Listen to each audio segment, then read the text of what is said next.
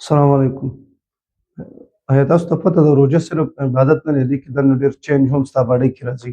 د ټول نه پهله چې موږ وګورو امپروم انسولین سنسیټیویټي، مطلب دا چې انسولین کار ټیک کول. دا چې کله ټیک کار کوي نو هغه کس ته شوګر چانس ډېر زیات کم وي. چې څوک روژې ډېرې نیسي نو شوګر چانس هم ورته کم وي.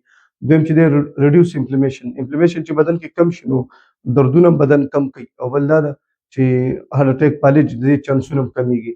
دریم چې دی امپروو کولیسټرول او بلډ پریشر هم کنټرول ساتي. بدن کې چې کوم زیاتي کولیسټرول وي هغه بار کوي. څلورم چې دی ریسټ ټو ډایجسټیو سیسټم، مطلب دا چې کوم معدې سیسټم دی هم د نظام هضمي چې ورته وایي هغه بالکل هغې ته دمه ورکول کېږي په دې کې. بل چې دی ټول نه ضرور شي لیپولایسیس په دې کې کېږي. لیپولایسیس دې ته وایي لیپډ چربي، او لایسیس مطلب ماتېدل ختمېدل. کله چې ته ګلوکوز خوراک دې بند کړی نو ستا باډي شروع شي خپله چربي استعمالوي. دې د وجې نه که څوک غواړي چې وزن مې کم شي روژې دې نیسي د دغه نه بغیر د ګولو او د اکسرسایز نه بغیر د وزن کمیږي.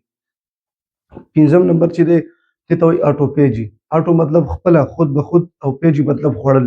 په دې کې ستا باډي چې دی خپل هغه سیل چې کوم خراب وي هغه خپله خوري، خو تر دې شرط باندې چې ته 10-12 دومره وخت ته خوراک ونه کړي نو دې نه به ستا باډي شروع شي خپله هغه کوم ډېډ سیل، خراب سیل چې وي یا افیکټډ سیل وي یا کینسر سیل چې وي هغه هم ختمېږي. ډېر ریسرچ په دې شوي. په دې باندې یو جاپاني ساینټسټ دی یوریشو نوم یې دی 2016 کې هغه له په دې باندې نوبل پرایز هم ورکړی و. هغې دا خبره ډسکور کړې وه چې کله سړی روژه ونیسي او 15 ګنټې خوراک نه کوي نو هغې بدن کې دا پروسس شروع کېږي، هغې ته موږ آټوپیجي.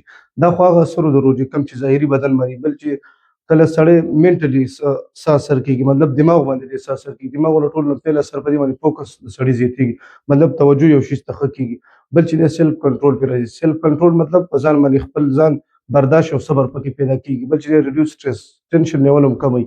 بل چې دی بوست برین فنکشن یا هیلث، د دماغو چې کوم کار دی دا هم زیاتوي.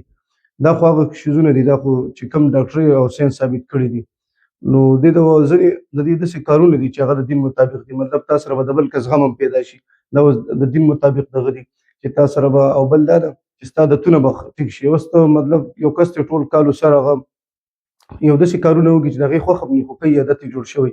نو چې روژه ونیسي کال کې یو میاشت نو د هغې د عادت خپله دې سره ټیک کېږي. بل قرآن کې الله وایي کتب علیکم الصیام کما کتب علی الذین من قبلکم لعلکم تتقون. روژه مې په تاسو هم فرض کړې، په مخکې خلکو هم دې دپاره چې تقوا در کې راشي. نو دی بل پیدا هم ده د روژې.